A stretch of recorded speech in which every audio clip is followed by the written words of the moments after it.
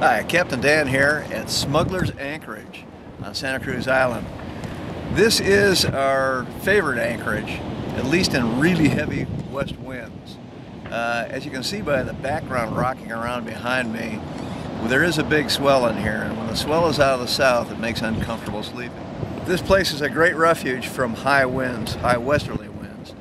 We've endured 50 to 55 knots in here overnight. You don't get much sleep under those conditions. The boat moves around quite a bit and there's a lot of noise, but you're snug as you can be. You're not on a lee shore. If you do drag anchor, the closest point is Capt, and beyond that, Malibu. Smugglers and Yellowbanks lie on the eastern end of Santa Cruz Island. In fact, the entire roadstead from just inside Point Pedro all the way through Yellowbanks is a suitable anchorage in calm conditions. But when the wind picks up, the place to go is either Smugglers or Yellowbanks. And frankly, in the highest winds, we like Yellowbanks farther to the south. The haze was just clearing as we arrived, and we panned the camera around. This mountain is quite prominent. Your best landmark to precisely find smugglers is this olive grove right at the bottom of the river mouth. Even when the visibility isn't as great as this, the olive groves, there are actually two, stand out from 5 to 8 miles.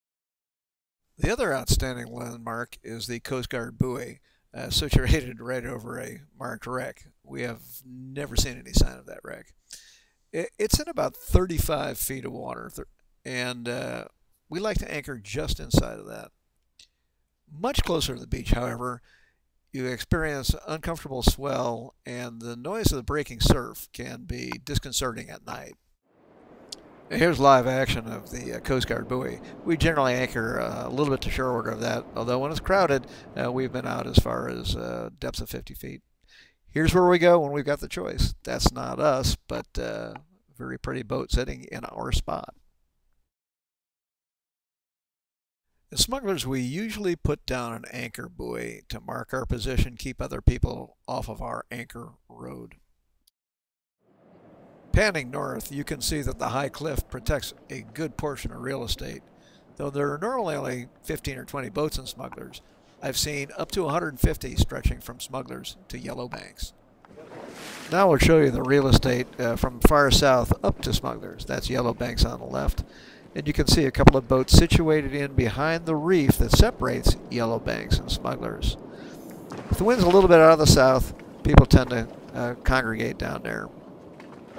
We generally stick pretty much in the middle of the anchorage. Finding your way into Yellowbanks is even easier. It certainly lives up to its name, and these Yellowbanks can be seen from as far away as Oxnard on a reasonably clear day. The only thing that separates Yellowbanks and Smugglers is this little reef right here in the middle of the picture. It's not much of a hazard, and all hazards in the area are clearly marked on the charts. Here's another view of the people snuggled down in the southern end, and there's a close-up of the reef. Even when the weather doesn't look like a brochure for the British Virgin Islands, Smugglers is a beautiful place to anchor. Smugglers is the place to go for swimming, kayaking. Just be careful going ashore because the surf is very treacherous.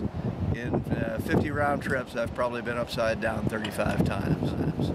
Well, have a great time at Smugglers. It's really close to Ventura and Oxnard, and it's a place that you'll probably find Sancerre or Wiley.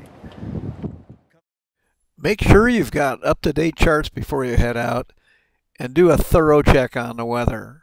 Now, if you got any questions about sailing the Channel Islands, call me, Captain Dan, 805-750-7828, or find us on the web at sailchannelislands.com.